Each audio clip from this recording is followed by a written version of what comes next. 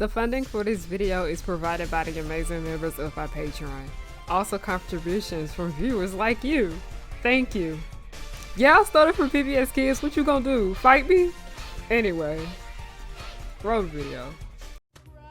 Come on, boys, get loud. 'Cause when the music starts bumping, the whole place will be jumping. It's my scene, you know what I'm. Hey y'all, it's Harriana and I'm back with another video. Hi, hello, how you guys doing? My name is Harriana. Welcome back to the pirate ship, also known as Harry Hook's pirate ship. I am the captain, you are now my first mate, and I got the first mate because you will know why. Bring your ear closer to the speaker so you can hear me clearly. Nobody's ready to be in the first mate. The hi, hello, how you guys doing? My name is Harriana and I like to make content based off nostalgia and family and children's entertainment and all the issues that I find within those spaces. Now, before we get started, this is going to be a bit of a disclaimer. The first disclaimer is we are solely just going to focus more on Andi Mack, as Disney Channel, like I said in the title, has an overall issue when it comes to colorism and just representation overall. But Andi Mack, I think, is one of the shows where I've seen like the worst case of it. And also, I love Andi Mack. This was my shit. When I was in the mood for some mess, I was seated every Friday when they aired new episodes, and then when I fell off of it, I ended up catching it up later. But I really do like the show. A lot of people tend to think that because I critique the media that I talk about on this channel, that means that I dislike it, and no, I need you guys to understand that you can still like media but still be a bit critical of it, because nothing out here is perfect. I'm not perfect, I get it, I understand that. But if anybody has anything that is a slight critique on anything they're saying, that doesn't come off as them hating it. All right, y'all got that? Okay, so we will be talking about the series Andi Mack, because this is some thoughts that I've been having a bit for years. This is something that I even noticed when the show first came out, that there was a problem when it came to this show's diversity. If you look at the main cast, I don't think there's anybody that's like my color, okay? And the lighting right now, no, but like that whole class was full of like light brights. Everybody was freaking light-skinned, but it goes beyond light-skinned, because Andi Mack is one of those shows I felt like they tried to be as appealing to the white gaze as possible. And if you don't know what the white gaze is, go look it up, because I'm not, no, we talk about that all the time. Hi, editing me here, because I know somebody was still going to be a bit confused, but basically when I say that so much of our media that comes from Hollywood appeals to the white gaze, is that they try to find ways to get it to appeal to white people as much as they can. And I noticed that they do this by making a lot of their characters of color mixed race characters. And when I say mixed race, they're not two different races of color. Like, oftentimes when we're watching our media, you will rarely ever see a half indigenous, half black character, or a half Asian, half indigenous character, or a half Asian and half black character. No, you often don't see that. Oftentimes these mixed characters will be half white, because whiteness is there, it's prominent, and that will, appeal to that white gaze. Because usually when we see like these biracial characters, we'll see one of their parents and the parent is white. Basically, the film industry has a big issue still when it comes to representation for people of color, because so many of them still try to appeal to the white gaze as much as possible. And that's one thing I deeply do appreciate about the series Moon Girl. Oh my god, I'm never gonna stop like praising Moon Girl, because this is a show, in my opinion, that is just very much unapologetically black. But it isn't just black just as well. There is a lot of things that appeal to Latin people and Asian people. There are other things in here that just strictly aren't for, white people. And that's something that I truly do appreciate with this show. And it's something that I wish Andi Mack took more into account, because race is such a prominent factor within this series. But because they kept appealing to the white gaze so often with the storytelling, it makes me feel a little odd.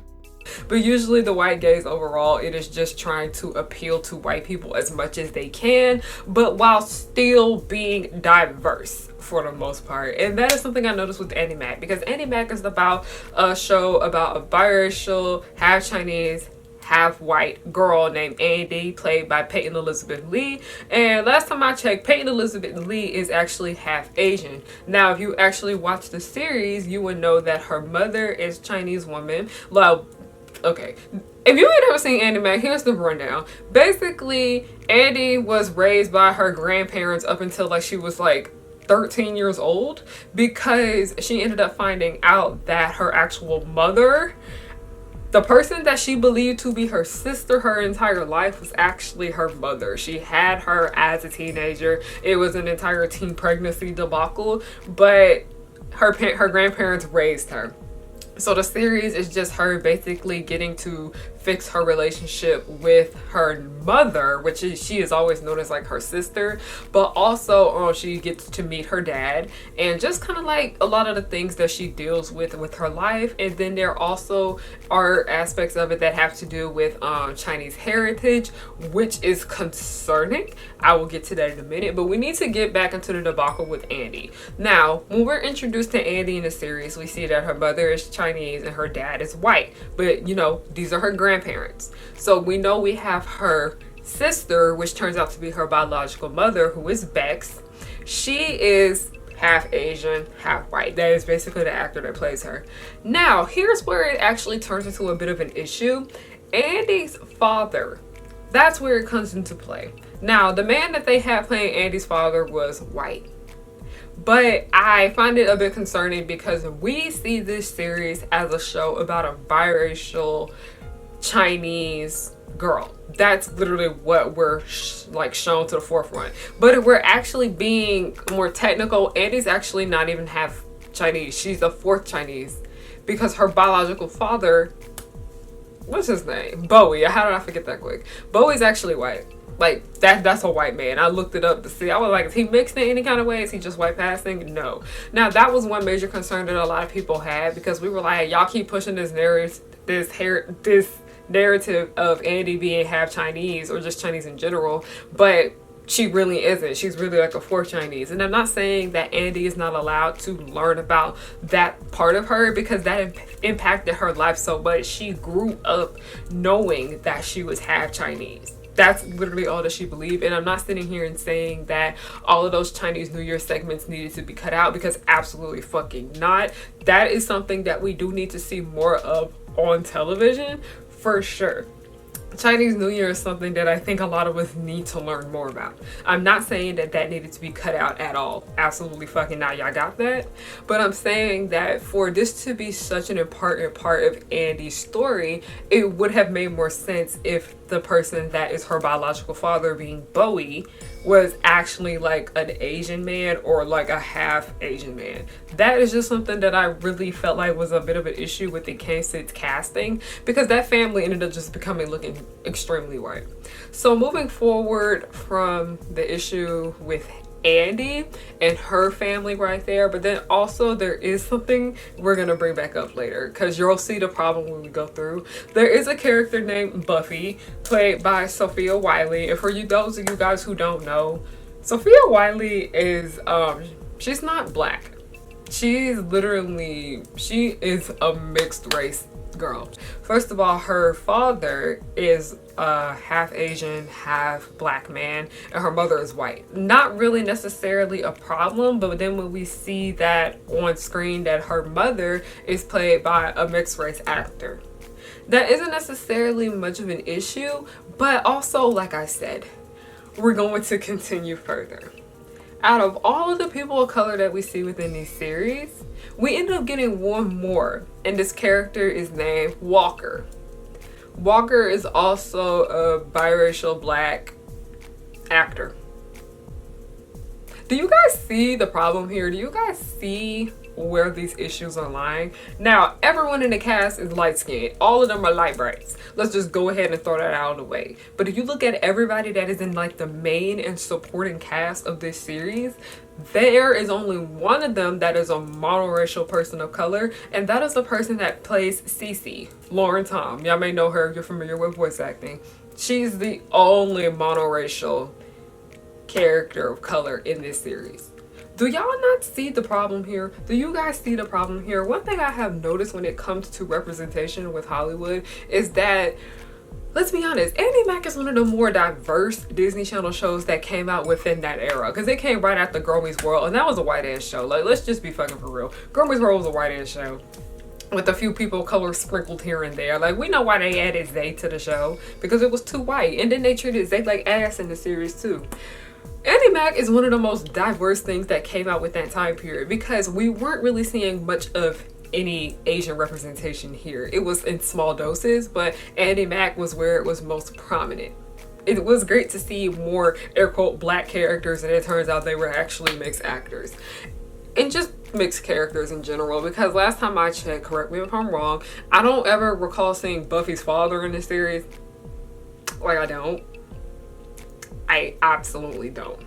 Andi Mack is the show that came out during this time where it was like, yes, we really need more representation with our media, but also Andi Mack came out during that time period. Do you guys remember when almost every single show that was getting a black character added, that character was either, you know, played by a mixed race actor, or they were just light skinned? Because I remember this came out around that same era when Netflix was doing that shit, where every show that they were putting out and it had like a black character, they were either light skinned or a mixed race actor. Are you guys seeing the pattern here? Are you guys getting that? And mind you, I adore Andi Mack. I enjoy what it has done. It told a great story, but I'd be fucking lying if I said this series wasn't colorist. It was actually colorist as hell. And so many of the characters of color in here are white adjacent to a certain extent. Buffy's literally freaking mixed. Walker is mixed. And I'm not saying there is nothing wrong with these characters being mixed, but when you look at everything from this series, and so many people like to talk about how this series is so progressive, which it was. I'm not going to sit here and act like it wasn't. It most definitely was. But on top of the fact that just because this series was progressive, just because we did see them talk about Chinese New Year, and we got to see more when it came to Chinese heritage, and we actually got to see Buffy not really necessarily be a token black friend often at times. It was great to see what this series did with these characters. And mind you, the show had a very taboo subject. The series surrounded the topic of teen pregnancy, as much as people don't want to admit it. It was basically about a woman. She ended up having a baby as a teenager, and now she's growing up and she's learning how to be a mother, because this was something that she never done. And then also it is a story about a man that wants to be there for his daughter that he never really knew of her. There's a lot that goes on with this series, and it's something we never really necessarily seen on Disney Channel. We never really seen a program like this for people of this age demographic, and we deserve stories like this, because these are a lot of people's realities. These are people's lives, and they should be able to see that kind of representation in our media. But also, just because Andi Mack is an extremely progressive show, that does not exempt it for criticism, especially when it comes to the fact of how it played around with colorism. Colorism is one of the show's biggest problems. They are all light brights, okay? That's literally what is all around. And I noticed that they would put like darker skinned characters in the background or whatnot, but let me tell you something. This is something that I have noticed often when it comes to representation with Hollywood, that the main cast will be full of light-skinned actors, or actors that don't even be like a shade of brown or anything like that. But then you'll look in the you look in the back and you see that it is full of just darker skinned people. And while yes, it is great to see those people, why are they not allowed to be the main characters? Why are they not even allowed to be a part of the supporting cast? Houseway, help me figure that out. All right.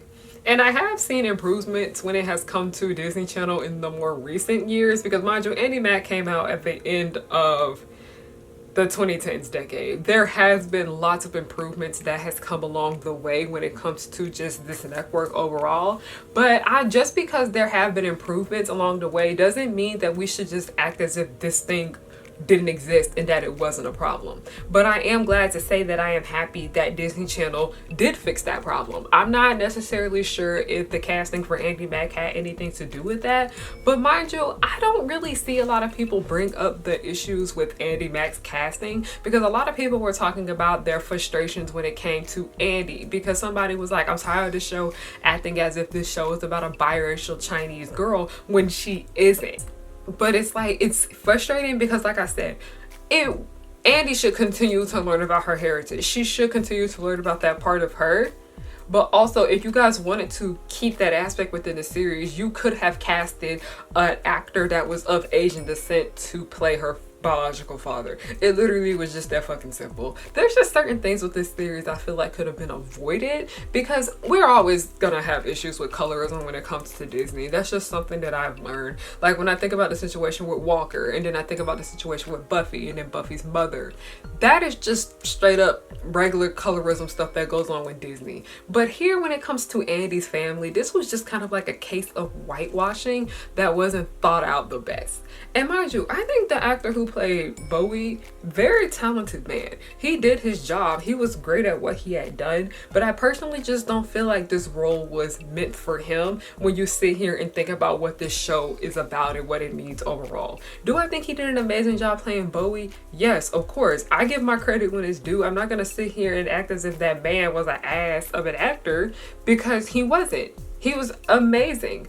But also, when you think about how this part of Andy is such an important factor and it is prominent to its storytelling, I don't think that he should have been the person to play this role. There are numerous Asian actors and Asian actors out here that are looking for work and are desperate to work in this industry. That role would have been a bit more fitting for them. But that's just pretty much all I wanted to say. I really miss just making videos where I just get on camera and just talk my shit about whatever crosses my mind. It's honestly a lot more relaxing for me, and y'all know I've been going through it. But thank you guys so much for watching. I appreciate you all. I want to show you guys something that is going to be coming to my shop soon. Because somebody actually did message me about it. He knows who he is. He actually sent me an email about it. If you're watching this, hey, I don't want to say your name or nothing just in case you didn't want me to say it, but he saw that I posted this on like my business Instagram, and he sent me a message about it. But I have a Moon Girl backpack coming soon to my shop. Yeah, Bedazzled Moon Girl. It will be coming out soon, hopefully at the end of July. It's just kind of been a lot going on with my shop, and I have a lot of other fun things coming to just as well. But yeah, I just wanted to do a little shameless plug, and I've been using this book bag like all the time. You guys can even hear my stuff that's in it. I literally bring it with me when I go to work or when I go to the library to get work done and whatnot. I really do love it. But that's just pretty much all I want to say. Follow me on Instagram. All my cosplays and stuff is over there. You guys want to find a way to support the channel, little donation links will be down below. I also have a Patreon, but also just my shop. There is like a lot of stuff there that is still currently for sale, but also there's a lot of other new things that I will be adding as time goes on, especially July. The Bonnet restock is coming, y'all. Okay, I finally am in a place where I can actually restock them Cheetah Girls bonnets that y'all desperately wanted. But yeah, that's pretty much all I want to say. I just kind of wanted to have some food for thought when it came to the subject of Andi Mack, because I love the show and I will forever praise it, but also at the same time, there are just some issues within it that I just simply can't ignore, and colorism and whitewashing was a major one. But thank you guys so much for watching, and have a good night. Now that you see, you should beware of the power of three. They come to fight as fast as they can. They're dangerous yet fabulous. Because the Utonium made them eschew. They are the colors of pink, green, and blue. They'll catch you in the blink of an eye and do it all before bedtime. They coming through and fighting, and everyone they're shocking. You know no one can stop them all because of the chemical X. They coming through and fighting, and everyone they're shocking. You know no one can stop them all because of the chemical X.